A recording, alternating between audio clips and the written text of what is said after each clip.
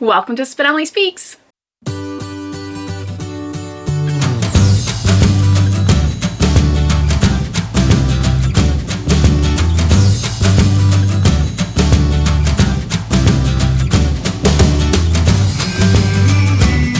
Hi everyone, Danny here. Welcome back to my channel. Today is going to be two wrap-ups.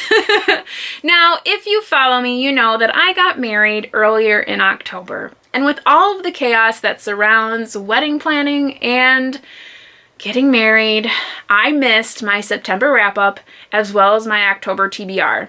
So today, you're going to get a mashup of my September and October wrap-ups.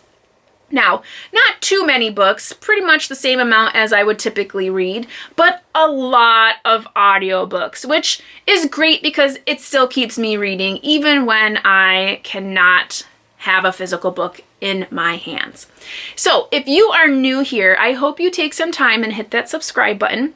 I have recently hit 500 subscribers and I am so thankful to each and every one of you out there, new and from the beginning. I have something really special planned for a celebration for 500, so that'll be coming later down the road.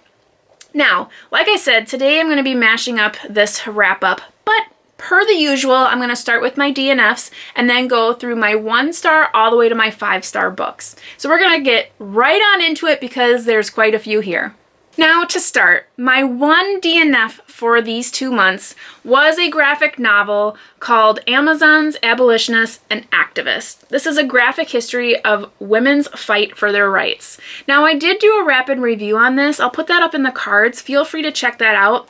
The main reason why I DNF'd this is I was just completely bored. I felt like it took too much time in everything that happened before like 1900 and spent way too little time on everything else. Now I got to about the halfway point and then I kind of just skimmed through the rest of it, so that's why I'm considering this a DNF. I just wasn't impressed. I didn't feel like there was enough information where there should be information, and there was just too much information where there didn't need to be too much. So that's why I DNF'd it. Then, for my 1-star rating, another graphic novel. I have Bloodlust Bonnets by Emily McGovern. You may have seen this in my Dewey's Readathon vlog. So this was just dumb. Like, that's the only word I can think of for this graphic novel. And at first I thought I was really gonna like it because some of the characters are literary figures. So this character over here is supposed to be Lord Byron. And then in the novel too, there is Sir Walter Scott. Now these three companions are trying to find a vampire person lady who is in charge of this cult, and they're just going all in wrong directions. They meet up with all these different magical things, but there's really no rhyme or reason to this graphic novel. I really just felt it was dumb. So I gave it 1 star. I'm not going to talk anymore about it. If you like this, we all have our own opinions, and all the power to you. Next are my 2-star ratings, and the first is an audiobook, and that is Stop Doing That Shit by Gary John Bishop. This is a Scottish author, and I did listen to it in audio, and the author did read it. So it was really fantastic to listen to a Scottish voice swear at me. That was super cool. And at first I was like, this is gonna be a 4-star review. This is awesome. He was funny, charming. Some of the stuff he said was really cool. And then towards the end of the book, which it's only like 4 hours long, I really had to question myself. What the heck is happening here? Am I learning anything? What am I supposed to be thinking? The book essentially is supposed to be about how to stop self-sabotaging yourself from greatness. Like, what does that even mean? I did not learn it from this book. So yeah, it gets 2 stars. The next 2-star rating is another audiobook, and this is the 5th book in the Penny Reid Winston Brothers series, Dr. Strangebeard. And I have to tell you, I love the Winston Brothers series overall. However, this one I felt was more of a throwaway. And the reason for that is I really didn't care too much for the 2 main characters, which was Roscoe, he's the youngest of the siblings, and Simone, which they were childhood friends, and then somewhere in high school they kind of stopped being friends.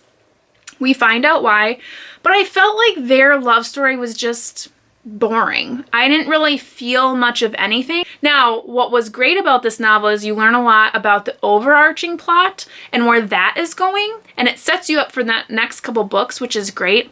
But really, the two main characters are supposed to be your focus, and I really wasn't focused on them. I was more focused on the overarching plot. So I did only give that a 2-star. Then we move into the 3-star ratings. My first 3-star ratings is a nonfiction book, again an audio, and this was The Ungrateful Refugee by Dina Nayeri. Now this really started out great for me. This book is a collection of stories from people who have had to flee from their country, mostly I believe from Iran, and they go into different countries surrounding Germany, Belgium, some go to England. I know she ended up in the United States at some point, but I felt a little bit of a, I guess, lack of information regarding policies in those countries for taking in refugees. I felt there was a lot of talk about being questioned, seeing if your story was true, to be able to be, able to stay in the country. But I didn't really feel like she explained the process all that well as far as like how the countries can even support these refugees, which is what I would assume the main reason why they're unable to keep as many refugees as they would like, because, I mean, that costs money. These people need homes and food and jobs and all of these things. And I just felt like it was a lot of just playing the blame game, as if money grows on trees and these people are able to just come over and there's just free space for them, which would be fantastic. But I just was very confused because I don't know how countries do support them.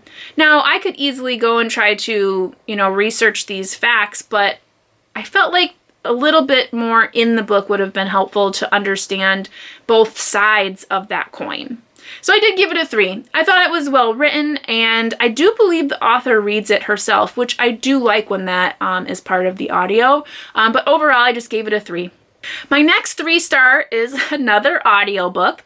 This, again, part of the Winston Brothers series by Penny Reid. This is the 4th book in the series, which was Beard and Mine. Now, this follows Beau, which is one of the twins of the Winston Brothers, and he is in love with Shelley, but not at first. They kind of get into a little bit of little cat and mouse games in the beginning. He really doesn't like her all that much because she's kind of weird, very standoffish, and you find out why. Shelley does suffer from OCD and other kind of mental illness issues that she is working on with a therapist. And I really liked that that was part of this book, that we get to see inside the mind of someone who is suffering from something like that and how they work through therapy and how they would work through a new relationship. So I really liked that aspect. I really like Beau. He's super sweet. But overall, I felt their love story was just a little like, okay. But I did give it 3 stars. I did like the book. I do like the whole series as a whole. So it was nice to see a little bit more of Beau and inside his head. The next 3-star review, another audiobook. I decided I finally wanted to read Mary Poppins by P.L. Travers. Now, I adore the Disney version with Julie Andrews. I grew up with it. I used to play it over and over in my VCR, and it just will never ever leave my mind as one of the best movies I've ever seen. Now, reading the book, it's not the same at all. And now I totally understand the movie with Tom Hanks and Emma Thompson, because in that movie, P.L. Travers, who's played by Emma Thompson, is so upset about them making her book into a movie. And now I get it, because they totally ruined it. Mary Poppins, the book, is so whimsical and magical, and there's so many amazing things that happen. And it's so a children's book. If you have kids and you want to read just a fantastical children's book to them before they go to bed every night, pick up Mary Poppins. It was super cute. Lots of little things here and there. The only things that I feel were the same was the fact that Mary Poppins came to be a nanny. And there were penguins somewhere in there, I think. And the one uncle who floats when he laughs. That's about it. That's literally the only things. There's so much more in the book. It's so much more magical. Now, separately, very much love Mary Poppins the movie, but I just can't compare. It's like apples and oranges. So Mary Poppins did get a 3 from me. I liked it. Next, we have Murder on the Orient Express. Now, this is an Agatha Christie, and I believe it's the 10th in the Poirot series. This is actually my very first Agatha Christie book, and I did this as a buddy read with a friend of mine. And we both we both had our issues with this book, and I think it's because, you know, seeing as we didn't read this when it was first published, it's almost like we've seen this before because other people have like stolen these ideas or done the same thing. A lot of the stuff we kind of predicted, and there's a lot of really weird comments made in here about people of different nationalities. It's really odd the way that this investigation goes down. So we were really caught up on a lot of those things. But overall, a really great story. I loved all the characters. Poirot is awesome. I've seen some BBC adaptations of Poirot, and I've always really liked him. So I think I'll probably try to pick up a few more Agatha Christie's and read through those as I can. Boy, what a month of 3 stars. Another 3-star that I read was Dorothy Must Die by Danielle Paige. Now, I recently did a rapid review for this, and I read this for my own book club. I liked this. This was different. So in my rapid review, you'll have found out that this is a story about Amy Gum, who lives in Kansas and is brought to Oz by a tornado. Similar to Dorothy. Yes, Oz is a real place. Now, the thing is, Dorothy left after she saved Oz. She didn't like Kansas much. She came back, and, well, Dorothy is just not a very good person. The book really handles the, juxtaposition between good and wicked, and what it means to be good and what it means to be wicked, and how good people can do bad things and how wicked people can do good things. So as the start of a series, I felt this was a pretty good start. It really develops a lot of characters quickly and leads you on to the next book, as this is a 4-book series.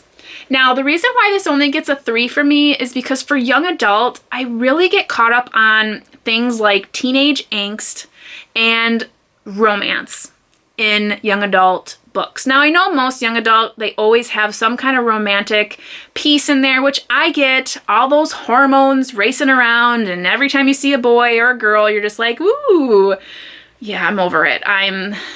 The older I get, the farther away from young adult my mind travels. So there's some portions in here where I'm just like, oi, oi, oi, oi, oi, why? But again, I am more of a plot-driven person, and I'm really excited with where this is going and that fight between good and wicked. So I'm excited to jump into the next book, probably sometime next year. I will probably listen to it in audio because I read half of this book physically, and then I ended up switching over to audio. And I did actually like the audio a bit better because you're able to hear a difference in character there.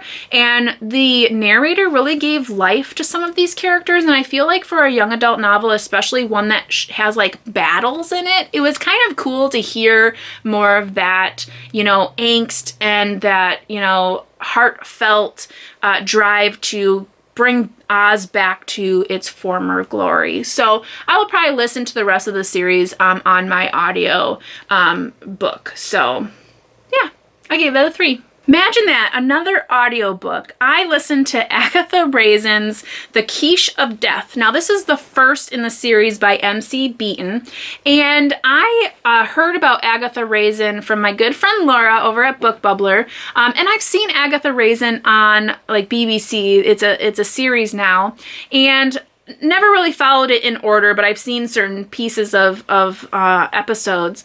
I really liked this. It was a cute, cozy mystery. Agatha Raisin worked in she's a public relations person for many, many years, made a lot of money. She's really good at what she does, and she decides to retire and move out of London into the countryside.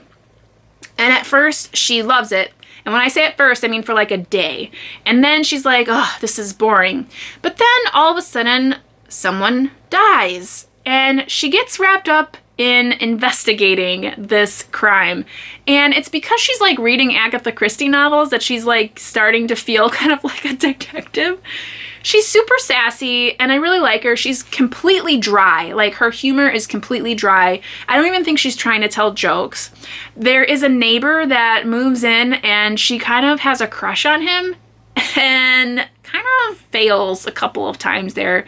I have a feeling that that's going to be one plot line that's gonna kind of connect all of the novels, and we'll see if they ever get together. But I definitely think if you're into cozy mysteries, it's one to pick up. I'm going to probably continue on in the series. I thought it was fantastic. It's an easy listen.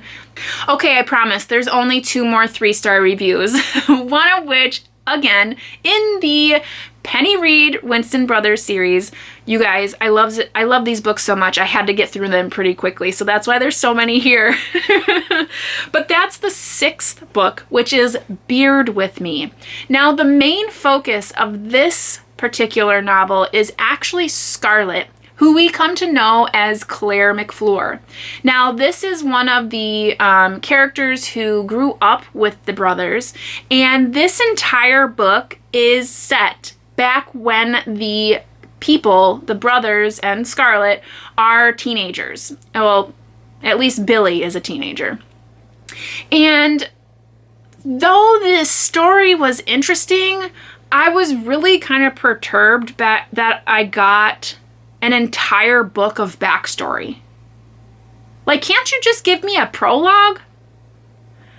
So, again, even though this story was fascinating because you got an inside look at what happened to these kids when they were young, and specifically what happened to Scarlet, and specifically why Scarlet, or Claire, and Billy aren't together and have this big rift in the original books, that's all great and fine and dandy, but do I need an entire book?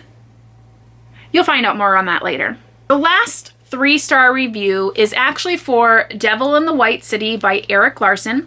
I actually read this as a buddy read with Tara over at Buzzword Books. And this is the last one that I finished. This is a nonfiction book about the Chicago World's Fair in the late 1800s.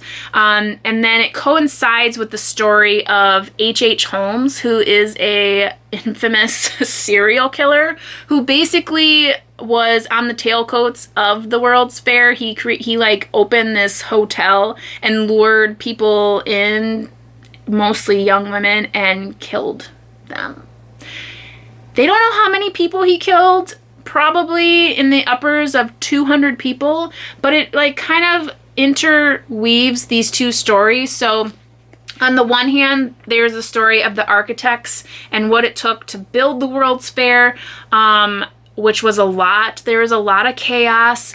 There was a lot of people dying by electrocution or fractured skulls, probably falling off of ladders.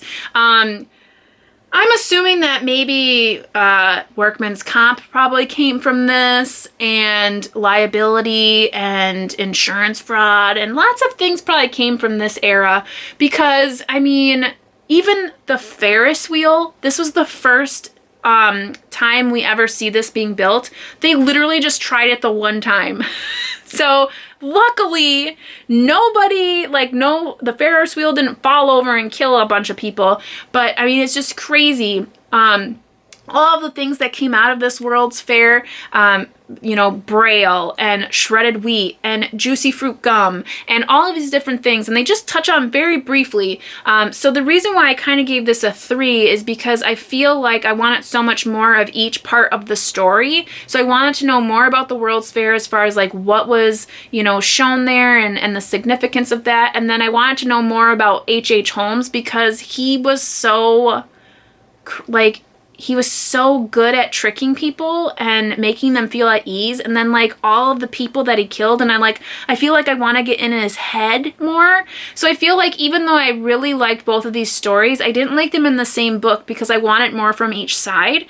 And I don't feel like they connected very well. The only connection they had is that H.H. Holmes was using the fact that all these people were going to be in town because of the World's Fair. So I gave it a 3. I did like it. I'm definitely going to read more of Erik Larson. I do believe I have another one of his books, the Hitler one. At least, yeah, that one. I can't remember what it's called. Something Among Beasts, something like that. So I'm going to read that one probably next year sometime because the writing style in here is spot on. It's very, very good. It's easy to read. It's easy to get through. The chapters are super short and they have breaks within the chapters. So if you are at all interested in the World's Fair and H.H. Holmes within that era, please do pick this up. It's quite good. But 3 stars from me. Finally, we move into my 4-star reviews, which include another book club read that I read in September, and that was Daphne du Maurier's Rebecca. Now, this book was one of the very first books that I saw on BookTube, and everyone's been ranting and raving about it, and the hype has just been so enormous. And though I did enjoy it, I don't think that the hype was that big. Like, it literally took me until chapter 19 to even start liking this book. And the only reason why it's a 4-star and not a 3-star is because I read it with my book club and we ended up watching a movie from the 1940s that really just catapulted the book up into the 4-star rating because of the discussion that ended up coming from that and things that I saw in the book that I didn't see previously. So it ended up being a 4-star because it really was so well written, and the chapters after 19 are so fascinating and so well done, and they're really thought-provoking, and they really are gripping. And if you don't know what this is about, this is basically a story about a young woman who we never learn her name. Rebecca is actually someone who is dead. It's the dead wife of this man who meets this young woman, and they end up getting married, and he brings her back to his estate, where there are his, staff. And all they do is talk about Rebecca. Rebecca this, Rebecca that, Rebecca, Rebecca, Rebecca. Well, you find out a lot of different things about Rebecca and her husband, who is now this young woman's husband. You learn about this young woman, and things just aren't what they appear. And it's very gothic, it's very romantic. Like I said, the writing is phenomenal. If you like late 1930s, 40s writing style gothic, very romanticized writing, long-winded writing, you'll like this book. I've heard that the new Netflix movie is not that great. I have not yet seen it. I might try, but the 1940s version is spot on. So watch that if you like this book. They have it available on YouTube. If I can find it, I'll put it in the link below. So I gave that 4 stars.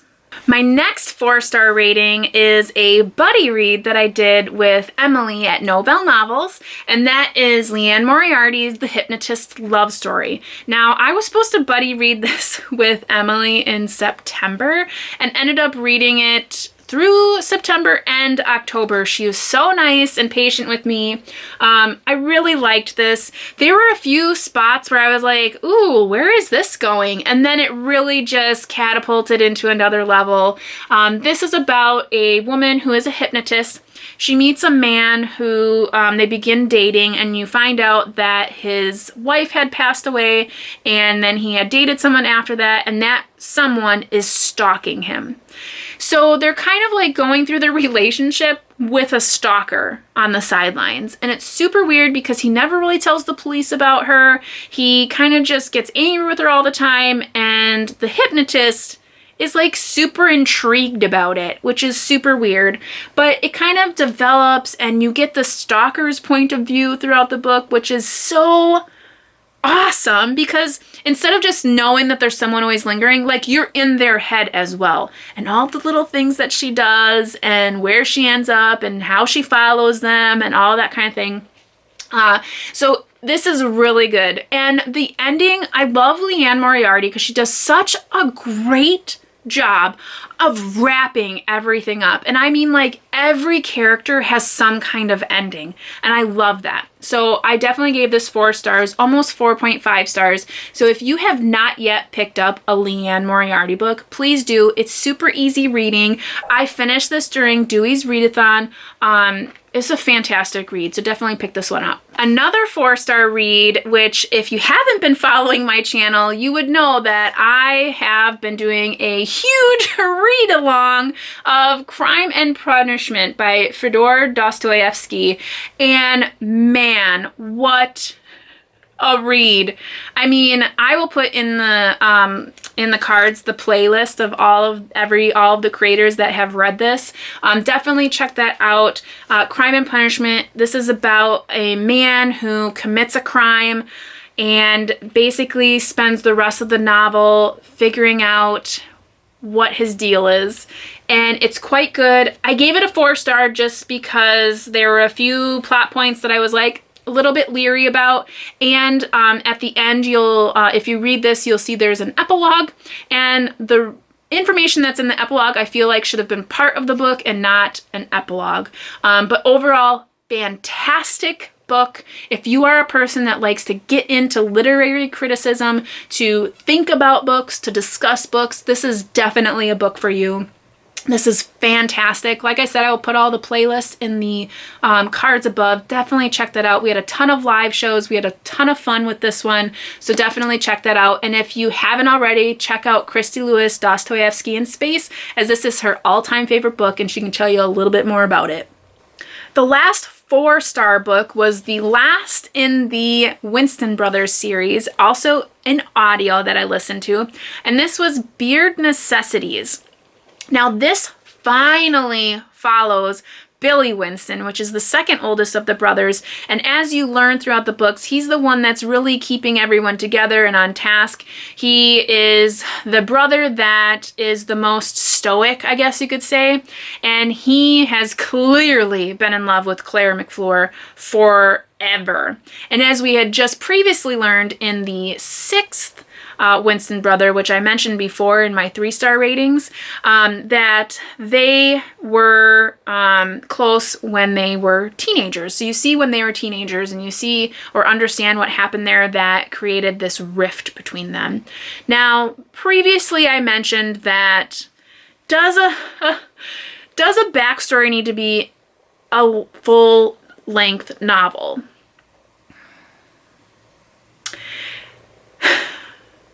Once I started reading the 7th book, I truly did appreciate everything that I had learned in that 6th book. Hindsight being 2020, yes, I liked the 6th book more after reading the 7th. However, I still feel like it didn't need to be a full-length book.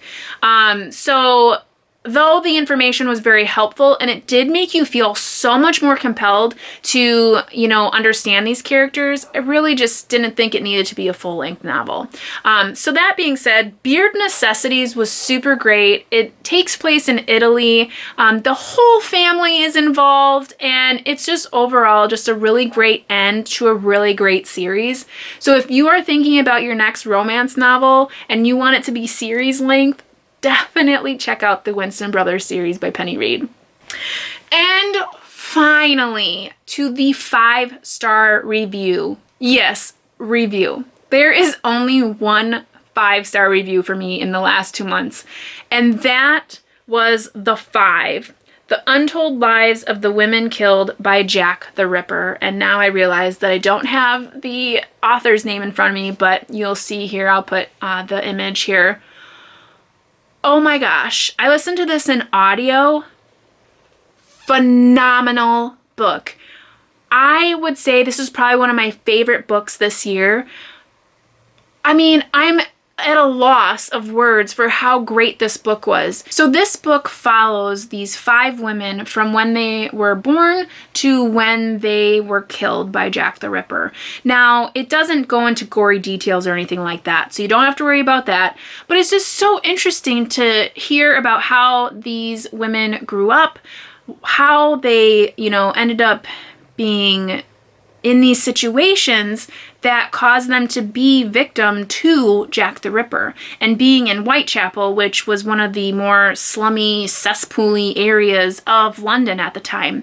I was fascinated with how some of these women were in very prestigious situations, and through alcoholism and poverty, they just fell into really hard times and ended up just being in the wrong place at the wrong time.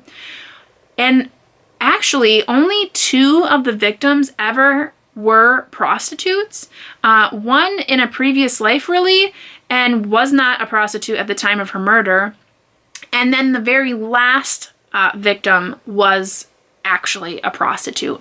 But realistically, it just seemed like the media just claimed that all these women just had to be prostitutes, because why else would anybody murder them? Which they were mothers, they were daughters, they, had friends.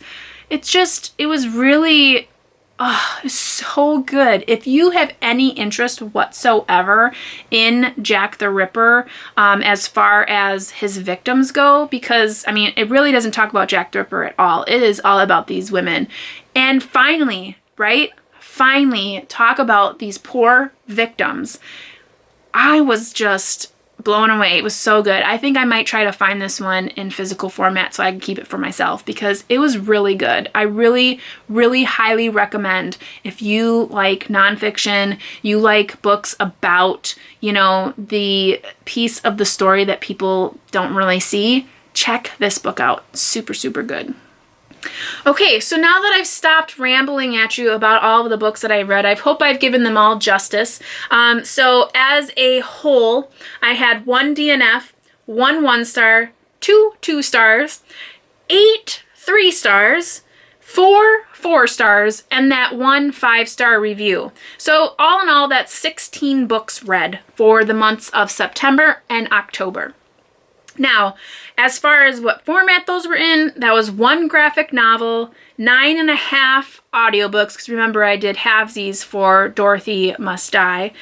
So then that was 5.5 physical books. That was 3 buddy reads, 2 book club reads, and then 1 read along with the Crime and Punishment by Dostoevsky. So big months, even though I had a lot going on. And I crushed my year goal of 100 books read, because at this point, which we're moving into November here, I have already read 107 books. So I am over my reading goal by 7. And I still have 2 months to go. I have a lot more reading to do. So I will definitely have even more to read, which makes me think next year what my goal might be. Now, if you have made it this far, you are a rock star. Go ahead and leave me a yellow heart. Are there yellow hearts? Do a yellow heart today. I truly appreciate you being here and taking the time, and I hope that if any of these books are of interest to you, you take some time to read them. Let me know if you've read any of these books and what your feelings were, and I'd love to hear from you. So, until next time, guys, I hope you are taking care and staying safe, and you know how it goes. Happy reading. Bye.